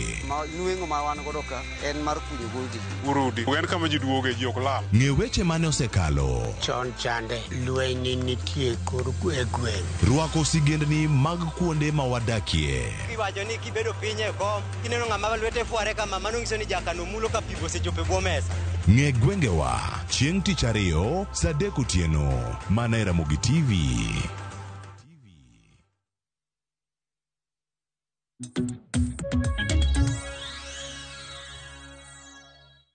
Nyakorongo jong machiegni e okang' mano mar adek ma bende en okang' mogik ma bende wantiere godo Nyakorongo jwang' dakika odong 25 kapok watieko twak marwa okinyi ma kawuono e chenro mar mbaka oromo pod omedo dhialo migosi Raila Amolo Odinga chutho kaluwore koda dhiala ma bende piny Kenya nomiye godo e nyasi mar 62 mano mar Mashujaa ma bende nobagi kaunti mano ma Kitui odiochieng' manyoro kama bende migosi Uhuru Kenyatta nodhialo Raila gi osimbo mar CGH osimbo mamalo mogik ma bende inyalo mi jatelo e pacho ka. Osimbo makamano nitiere mana gi jotend pinje mokalo mano moriwo jatend piny Kenya mokwongo, mar ariyo, mar adek gi mano mar ang'wen. Asema ni moko kuom ote ma ioro ahinya no pinji kaka japiny ini wuona idhialo migosi Raila Amolo Odinga gi ang'o. Mike iwacho ni jakomo wewa marach. Eriko iwacho ni ore Sharon Musanya Merano kawan wach tho mar baba iwacho ni litnde but kaka jakom ne obedo iwacho ni obedo kodwa maber. Imedo ni koro wan be wariwre uru kaka joluo imor gi rais kuom miyo baba duor makende nikech gik mane baba timo ne Kenya iwacho ni neno achiel kachiel kintiere gwenge mag Dagoretti. Abel iwacho ni what a dignified send off Mr. President offered to our hero Raila Amolo Odinga, fare thee well. Otieno iwacho ni kik imak wach mago gik miparo godo migosi Raila Amolo Odinga kik imak wach her wadu bila mpaka treat ji marom mogik kik iket mana dwaro ni mbele. Iwacho ni think about Kenya first. Power is temporary but Kenya is here to stay. Rigathi wacho ni jakoma aparo gi chung' gi jopiny e weche duto. George iwacho ni luo chenro makare kabisa kintiere koduogo North Kajamkago. Sharon iwacho ni paro jakom kod wach mare mano mar kedo ne tend joma mine imedo kanyo kwe kod dongruok e mana jakom dwaro. Onyango iwacho ni Sharon aparo ndalo mane baba kod Mvuria mane jatend migawo mar tuke ne ochwade gi okwajo bang'e to nene owene. Aya, agwambo horomo kod michno neno sandre koketo ngima mare kama lich chakre chon. Iwacho ni Onyango jalie iluoto akintiere Malindi. Abdalla wacho ni Abdalla mar Katiti ni paro agwambo kaka jasiasa ma ok mak wach to kendo nogolo Kenya mabor. Nyasaye oket chunye kama ber. Eli iwacho ni iparo Raila ne en ng'at mok mak wach emomiyo ka weche ne tek to kwe ni bedo. Oliver iwacho ni God will give us a leader kata ka ok ochopo e ong'ala mano mar jakom. Riwruok mar jokanyanam duto e maduong'. Michael iwacho ni ber ng'eyo adiera ni miriambo moloyo ng'eyo miriambo ni en adiera tho mare tek. Jano marwa ma mogik iwacho ni awuoro tho but nang'eyo ni baba ok nyal tho. To naneno moko kuom ote mag jopiny mabende nawacho ni nene wach mabende nomakowa gi buok. Onge ng'ama noikore ne tho mano mar migosi Raila Amolo Odinga. Aparo ni Muga kineno moko kuom ote mabende jopiny oro ahinya kotenre kod tho mano mar migosi Raila Amolo Odinga. Ote mabende jopiny pod ywake godo. Achiel en ng'ano mabende nohero dongruok, jal manohero kwe gi riwo wi oganda kanyakla. Muga waloso ne kotenre kod moko kuom jopiny mabende sudo ka oro ote mopogore opogore ineno gi wang' machal nade Zakari. Erokamano Sharon kuom twako otielo mogik. Aneno weche duto ma jothurwa oro kuom tho mar baba. Kendo ang'eyo ni space motamogi e Ramogi TV kanyo. Nikech ang'eyo ni jam nitiere live mar SMS. To ka bed ni en gima thuolo to jopiny doro puoch gi pak e ik mar tho mar baba to kod e rang'iny mane President masani mar Republic of Kenya migosi Dr. William Samoei Ruto oloso godo chenro mar liend baba. Okang' mokwongo mar miye Chief of the Golden Heart manosembo maduong' malich e piny mangima kata e piny Kenya ka. Ninyalo dhialgo thuondi madongo mosekedo ni piny. To mano mana timore mana ka jatelo ma e telo ka koro President Ruto ni e telo no ne ni machiegni gi wat kod osiep e kinde gi mosenindo Prime Minister Raila Amolo Odinga kata oganda mar Luo. Ka ok kamano to de ok otimore kata obed rais moro mane onge oganda mar Luo e chunye kata mochopo osiep jakom. Ang'eyo ni gima president otimono ok ogik mana kamano. Giche kanyo pok jakom otho ne waneno weche moko mabeyo mane jakom owuoyo gi president kendo notime piny Luo ka kata to mention but a few kata mane county wa ma wahae ma Homa Bay maae jakom no keto rais kod governor marwa Gladys Wanga otimo tije mabeyo Homa Bay ka. Kuom state lodges ma e Kenya ka Homa Bay as a county negi state lodge mamane en achiel kuom gik manobiro kuom winjruok mar jakom to kod president. Mawan kaka jo Homa Bay dinok wayudo nyaka chieng' Yesu duogi. Kidhi Oginga Beach kanyo sani under the patronage mar governor maro mwahero Mikayi Gladys Wanga ido ka nitie fish market moger malich rang'iny malich ahinya Kenya ka. Mokapar nitiere fish market moger e Kenya ka maloyo moger Oginga Beach Homa Bay. In the same way Ipaya dho nam mwalo kanyo kidhiye kamili machon obedo improved, stadium malo kacho obedo improved, affordable housing oger Homa Bay kanyo. Gi weche mamoko mag goyo lam e nderni ma Homa Bay modonjo nyaka e Kithothoni Homa Bay kanyo mago nyocha tim kaluwore gi winjruok maber mar governor Gladys Wanga kod Raila Amolo Odinga manyocha en jatendwa kowuoyo gi President William Samoei Ruto. Keche nitie dongruok moko mocha ok nyal tim gi peswa mag county. Pes mag county tin ok nyal timo dongruok moko mang'eny ahinya. Koro anyalo wacho ni ote ma jothurwa oro e TV ka gin ote mag lit gi kuyo kendo gipako mana usoja mar jakom Raila Amolo Odinga e wuodhe mar siasa mosebedo godo e Kenya ka. Koro jothurwa duto mawinjowa gi e sechegi ji osebedo very passionate ka gi appeal mana ni kwe kende ema gisebedo ka giwacho ni kata ka jakom owewa kamano to joluo odong' koriwore kanyakla mondo mi wadhi mbele kama jakom owewa. Sida manyalo bedo mbele ka ni nitiere jowa moko matin manyalo biro baro maweyo kama ne jakom owewa. Tagombo ni mondo awachi ni joluo duto ni kama jakom owewa kaka oganda owewa kama onego nowewa. Nikech kata ka nobed president mar piny Kenya ka to nodhi na tiyo 2 terms to kendo ne odhi na wewa sirikal kanyo. To mae sirikal mokawa kaka oganda moketowa mowewa. Kuom ranyisi nitie oganda madongo e pinje mag East Africa ka. King'iyo Wachaga e piny Uganda ka onge ja Wachaga mosebedo president to gisebedo ka gitiyo very closely gi presidents mosebedo e piny Tanzania kuno kendo dongruok margi kaka oganda dhi mbele maber e yor somo, e yor agriculture, e yor thieth, e yor nderni, infrastructure gi gik mamoko. Kata kichaki ing'iyo oganda machielo Baganda e piny Waganda ka onge ja Uganda mosebedo president apart from ndalo Kabaka Mutesageni machon. To Waganda oselai low kendo gidonje sirikal to gima duong' ma gitimo ni gitimo agriculture to kode weche mag somo. To king'iyo kata mana jo Igbo e piny Nigeria bathe kacha. Onge ja Igbo mosebedo president. To jo Igbo gi obedo ka gin e sirkal kendo maduong' gitimo weche mag pur, weche mag somo, kendo gin ema gimiyo uchumi mar piny Nigeria dhi maber.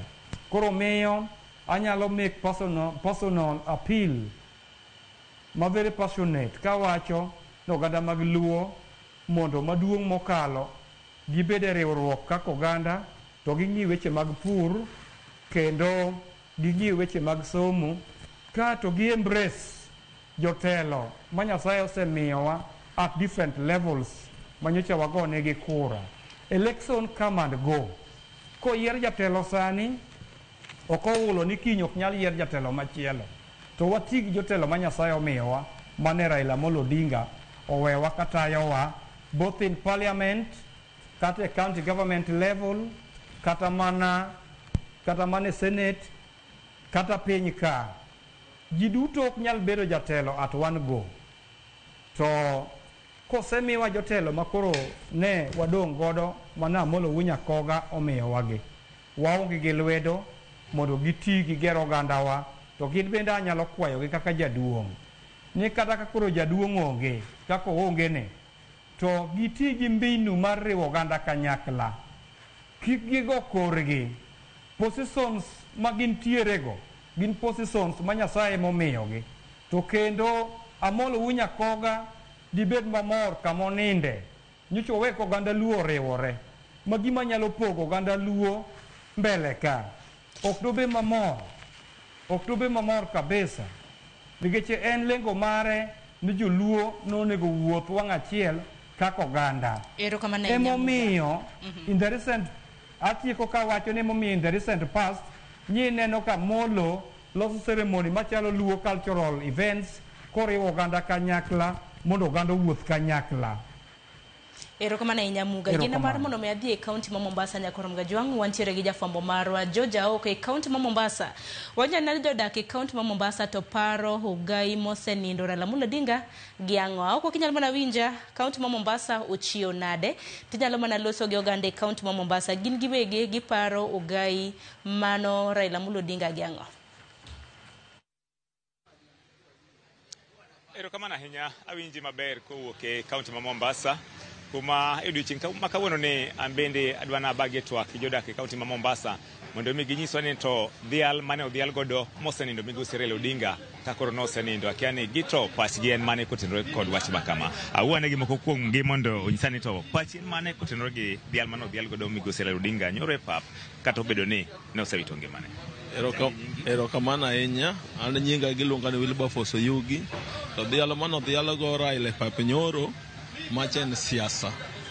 Nikech Raila ok en ng'ama ne deserve gini. Raila ne deserve gino chon. Raila kata mana state burial mano ikego macha gima no deserve. Namba 2 awat bana omi Raila kotho. Otemo nyisowa ni macha siasa.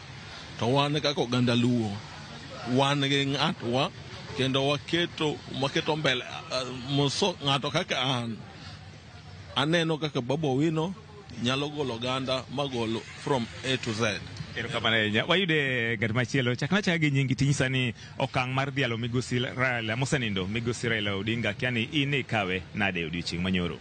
An iluonga ni Samuel Okoth Kwama. SOK. Dhial manyo dhial go Raila kosetho ntiere beto ntiere rach. To korka kora Raila gisedhi lumu igni mang'eny. Chakre 2007 negi mae loch. 2013 negi mecho. 2017 negi mecho. 2022 negi mecho. Koro negi wuondore ne gimiye nyadhi kosetho. Kano ngima to nen kitendawili nen mse wa dhuluma sijui nini mambo mengi kako nototo gijifanya ndege akia ngojo lweny to kano ngima mondo gwan jaduong' kao komi wasemai kao komi sani koro giwuondo wani bubu ni koro gike gimor gima gitimo to sawa katibu yie ni nyaka ike nikech nen prime minister. Mar ariyo benen over president, nen president of the people including Uhuru Kenyatta, including Ruto, including everybody e Kenya ka. Raila nyo minyasi kaluwore gi kaka ne entiere e piny ka.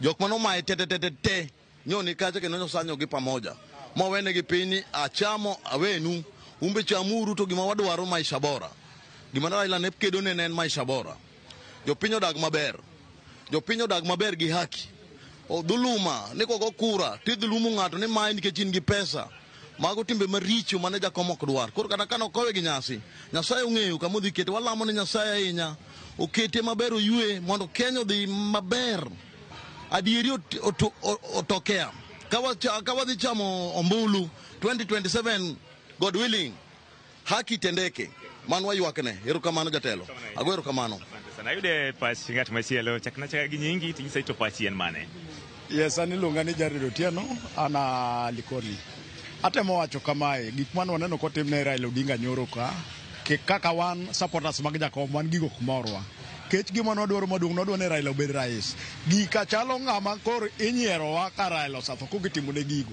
jakom no struggle malich notemo dwaro president ma pile wan gima nodwaro nodwaro Raila obed rais gik mane gitimo go wan gigo kumorwa maka gitimo gigi mag siasa mondo gidwar go kura 2027 wan gigo nok morwa wan gima nodwaro Raila Odinga chandore piny ni malich modok e lo moko bedo rais gik mane gitimo no gitimo PR margi erokamano ayude ng'ato mogik nyisa ne Okay, erokamano mana kaka iwinjo janeno mar Ramogi TV ne wawuoyo gi moko kuom jodak e kaunti ma Mombasa. Onye ng'at machielo bende nyisa ne pachi noneno kanyoro ne odhial migosi Raila Odinga kata obedo ni nosewito ngimane kendo ne oyange kaka achiel kuom thuondi ma pacho kae. Akia ni to paro mar dhiale ka koro nosewito ngimane in ni kawo nade?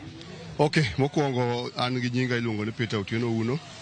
Ajadak ma Mombasa ka kendo jaluo ma kende. Kuom dhial mokwongo dakao thuolo makende mar goyo mos kuom wito jatendwa manyiche wageno gi chuny waduto te Raila Amolo Odinga kendo akawo thuolo ni makende mar goyo ne famili mar Jok Odinga gi Ida mos makende mogik akawo thuolo ni mar goyo ne oganda mar joluo to gi jo Kenya duto te mos e dhial mano dhial goro Raila ne en adiera makende kendo ne en kare kabisa mor dhial nikech Raila Amolo Odinga nyocho chung' ne ratiro to Raila nyicho chung' ne haki Raila nyiche en ng'ama oluoro chik maduong' ni Raila nyiche en ng'ama oluoro Nyasaye manyiche ji ok ong'eyo ni Raila kare ne ng'ama tiyo ne Nyasaye to ok landi en puonj makende ne dhano mane bwo piny ka ni ok onego bed ni wabedo jogo maka timo gik moko nitie gik minyalo tim ming'iso to gi gik minyalo tim ma ok ikon to Raila nyiche fuato muma manyiche ji ok ong'eyo ni Raila fuato muma koro dhial mano dhiale godo ne en gima owinjore kendo Raila ose fight ne pinyni entire life mare ngimane duto te obedo ko okedo ne oganda to ne ok en ng'ama ne ohero mare kende koro kuom mano dakwa oganda na mar Mombasa ni wahiga mfano mar Raila Amolo Odinga owewa maber ok owewa marach to wan wawegi ema koro wayawo pachwa mondo wang'e gima wadwaro to gi kuma wadhiye erokamano Mana kaka iwinjo janeno mar Ramogi TV mago mana pach moko kuom jodak e kaunti ma Mombasa ka moko koni sith makoro ni sedhego kata yang mani yango kaka thuon nonego bed ni itimo kapod ongima to mamoko bende feel ni kata nobed ni osewito ngimane ni pod en thuon kendo dhial mano dhialagono owinjore kode kabisa gin weche ma pod wamedo luwo kowuok e kaunti ma Mombasa kendo wabiro medo lero kata nyiso janeno mar Ramogi TV kaka weche medo tuch kowuok e kaunti ni ma Mombasa ne Ramogi TV nyinga en George Ao Kamana inya joja oko inji yo makare kumbago twak gi oganda e county man Mombasa man dakika marwa mabene no miwokin makawone manorumo dinen hero mara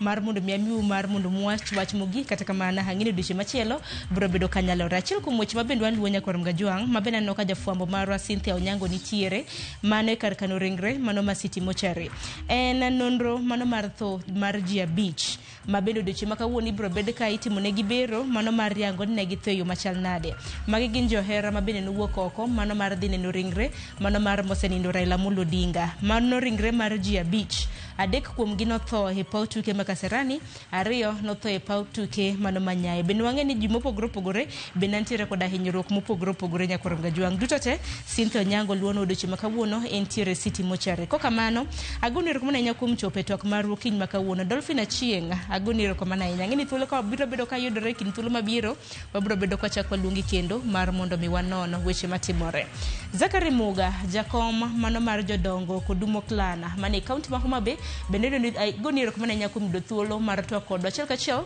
e county marwa e studio marwa e county mano ma Kisumu. In bende ka thuolo biro bedo ka idrekin thuolo mabiro wabiro bedo koneno kodi weche mopogore matimore e pacho ka. Nyako Ramga Jwang erokomenda nyakum bedo kodwa chakre okinyi makawuono no kan kenda nantiere gi nyawadwa Joyce Oduor chakre saa 12 mar okinyi. Sani odong' mana dakika 5 kapok oromo saa 5 mar onyango. Akwayo ni mar mondo mi bed kod odiochieng' maber kiny bendo odiochieng'. Orituru masani iritri ngima emaduong'. Nyinga Sharon Ong'ao.